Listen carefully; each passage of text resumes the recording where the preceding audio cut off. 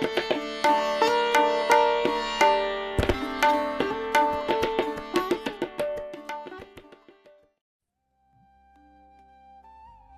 63, Chapter 3 Recap: The Rise of Wisdom. Namaste and welcome to Gita 360. Today we arrive at the end of Chapter 3, Karma Yoga. It's been 9 weeks since we started this journey together. Before we step forward into the next part of our trek, let us take a moment to pause and look back at the journey of the last few weeks. We began Karma Yoga with Arjuna still caught in confusion. Having heard Krishna speak about the eternal soul and the beauty of a quiet, stable mind in Chapter 2, Arjuna asked a very human question. If a peaceful mind is superior, Krishna, why are you pushing me into this terrible war? Why not just stop all this meaningless action? It is a question we often ask ourselves when life gets heavy. Why can't we just walk away from our messy responsibilities and find peace in isolation? But Krishna brought us face to face with a hard truth. Escape is an illusion. No one can sit still and do nothing because the very nature of life demands movement. Even breathing is an action. The Gita made us realize that true spirituality is not about running away to a forest.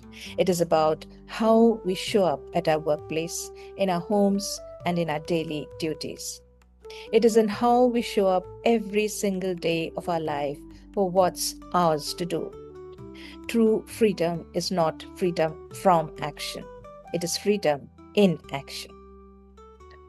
We then spent days reflecting on the secret of right action. Krishna introduced us to the beautiful concept of yajna, which means living life as a contribution, a sacred offering. We looked at how the entire universe functions on cooperation.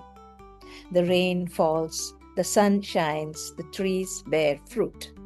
None of them keep anything for themselves.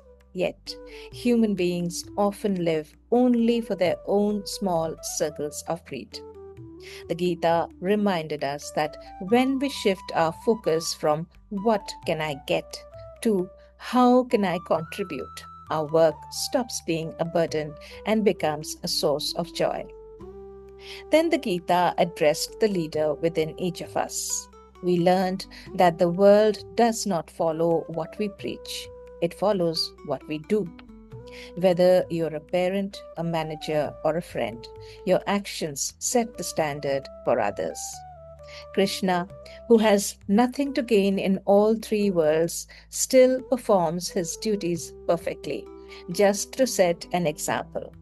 It was a powerful reminder of the responsibility we hold in our daily conduct. As we reached the final verses of chapter 3, the Gita took our attention to the ultimate enemy within: karma, ceaseless desire, and selfish craving. Arjuna asked a question that we have all felt. What forces a person to do wrong even when they know better, as if driven by some hidden power? Krishna named the culprit desire and anger born out of the restless mind. We saw how desire hides in our senses, our mind, and our intellect, blinding our judgment. We realized how we continuously burn in the fire of more, never satisfied, always thinking of the next achievement or possession. But chapter 3 gave us the tools to fight this inner battle. It taught us to govern the senses through the mind through the intellect, and the intellect through the awareness of the eternal soul. Chapter 1 introduced the seeker who was paralyzed by emotion.